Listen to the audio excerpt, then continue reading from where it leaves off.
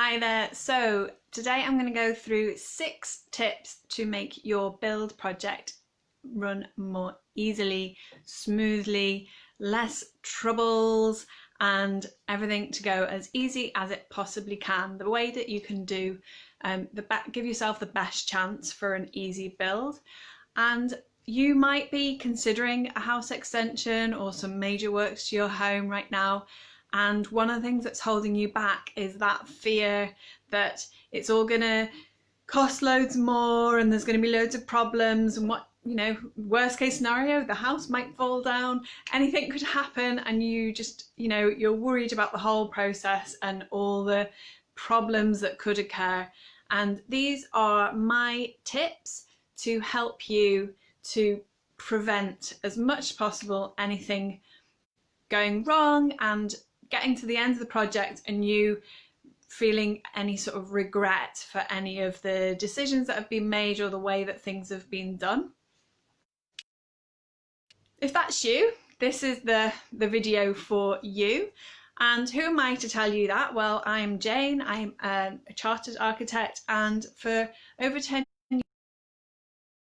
years, and I help eco-conscious homeowners to improve their homes, make them more sustainable, and both from a lifestyle point of view and from a planet-friendly point of view. So my first tip is to make as many decisions as you possibly can up front. So I take my clients through every possible decision that they can make before we get to even getting prices from the builder, so that it's all laid out, everything's documented, it's on the plans, it's written out in schedules, it's written out in specifications. And this takes time to do that, but it's really well worth it, because once you get your prices, they're going to be based on what you really want. And the reason that I do that is because I hate the idea of my client going to site and having to make snap decisions on site, because the contractor wants to get on with the build and perhaps they need to go off and buy the paint this morning. So they want you to decide what colour paint you want to use, or maybe you haven't decided something and the contractor's just made an assumption. So you come back home and you find that you've got, all very standard white plastic electric sockets, and you wanted brushed stainless steel, but you didn't say that to anybody. It wasn't thought through, it wasn't decided, it wasn't written down anywhere, it certainly wasn't priced for. And so all of these sort of decisions and assumptions that the decisions that you could make, they're either going to be decided for you by the contractor making assumptions based on what's typical, what's standard, or you're going to be rushed into making a quick decision so that progress can continue on site. And this is where I think you are best to take all your decisions beforehand, because you can take your time, and I really think it's important that you take the right amount of time to consider till you're satisfied with your decision. I think it's very easy to take too much time, and too much time is when you kind of set things aside and you're not actually making progress and really taking, maintaining, I don't know what the word is, I've lost my words, but you're not continuing with the project. You're kind of setting it aside and moving your attention elsewhere and then coming back to it. And I think doing that is not going to benefit you either, because you might then forget, why did we make that decision, and and then second guess yourself and all of that. It's not worth doing that. So take your time, make your decisions in a considered way, but don't sort of drop it all and pause it unless you have to for whatever reason. Okay, there's plenty of things that can occur, like current situation, that might cause you to pause your project. But if you've got all your decisions documented, you know why you've made those decisions, and you've maybe documented why you've made those decisions, then when you come to pick it back up again, you can continue your project knowing that those decisions that you've already made are the right decisions. And if you've done all the sort of fundamental thinking through things, sort of self-analysis, your existing home, sort of deeper probing and really thinking through what is you want for the future, as well as what you need right now and what you're going to need for the future.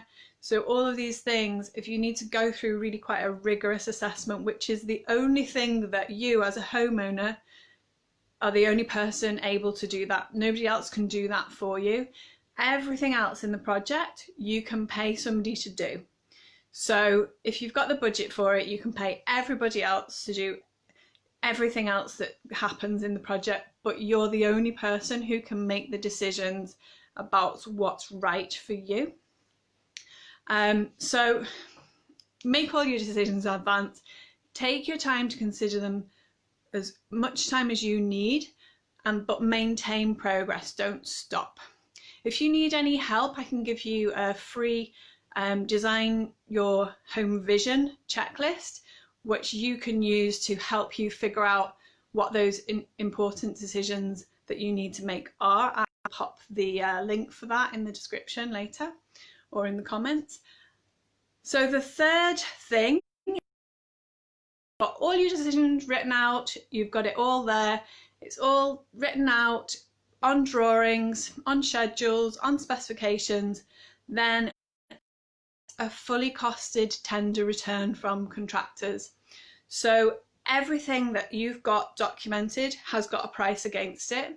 So you know that everything you want is going to cost you so much, and that's it. It's fixed in stone then. And then the fourth tip is to make sure that you get a really good construction contract in place with all of those drawings, specifications, schedules, and the tender, the fully costed tender, attached to that as an appendix. So it's all one thing. So you know exactly what the construction is going to be delivering for you and exactly what it's going to cost. That's going to help both you and the builder be completely clear, and it should completely prevent any sort of disputes. It might not 100%, but if there is something that comes up, it's then very easy to resolve that by going back to those documents and pulling out the information and saying, look, this is what it is, and then moving forward.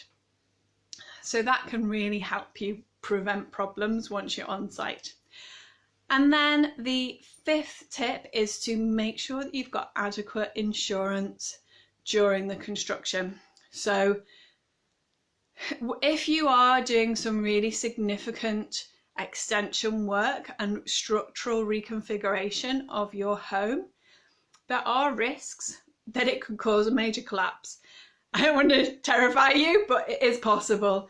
And so you want to make sure that you are covered for that eventuality with your insurance, so that if the worst came to the worst, now I've never ever had that happen on any of my projects, so you know that's over 20 years of that not happening on my projects, but it can happen, it is possible. And so the last thing you want to be doing is paying for that damage out of your own pocket. You want to make sure that you've got proper insurance that covers you, your home, during the construction process. Don't just rely on your normal home insurance, because it won't cover you. You need to get special insurance just to cover you for the building work. And then finally, tip number 6 is to make sure you have a contingency in place. So when you've got your fully costed tender return and you know exactly how much money it's going to cost you for that project, that is, unless you decide to make some changes, then make sure that you have got a contingency sum, that total cost of the project is well within your budget. You can comfortably afford it, and you have extra money left over available to you that you can get hold of easily, just in case something unforeseen was to occur. Because for existing buildings, it is possible for you to open up a wall and discover that what's behind the plaster or whatever is not what was known. Nothing was known about what was there. Maybe there's some kind of a fungal or dry rot issue that needs to be treated and needs special treatment. Maybe most major problems come when you're putting in foundations, and they're the most expensive problems to solve. So foundations and drainage, dealing with what's underground, which is stuff that's very hard to know until you start digging. You don't necessarily know what's underneath the ground, and so that's one of the first places that you're likely to find something unforeseen that you may then find you're having to spend extra money to resolve that before the rest of the house can, the rest of the build can go on. So just make sure that your budget is not completely, what's the best way to say this, that the tender return that you've got, the price that the builder's given you to do the building, is not for the whole amount of money that you can spend. It's for some of the money that you can spend, and you've got some left over that you can use in case of some sort of unforeseen thing. And then with any luck, you will not need to use it, and you'll then have that money left over that you can then go and buy, your nice new furniture, or redecorate other bits of the house that you didn't think you were going to do, you weren't planning to do, or whatever, redo your garden or something like that. Because what you'll tend to find is at the end of your project, once you've got this nice new bit of your house, other bits that were all right and you were quite happy with before suddenly look a bit more tatty in comparison. So that's where you could spend your hopefully unspent contingency. I hope this has been helpful. If you have any questions, please comment below and let me know. If you know anybody who is planning a build and you think that they could benefit from listening to this, then please share this with them. Thumbs up if you found it helpful, interesting, or anyway sort of entertaining. I'm sure I'm not that entertaining, but hopefully it's been useful, and I'll speak to you again soon. Bye for now.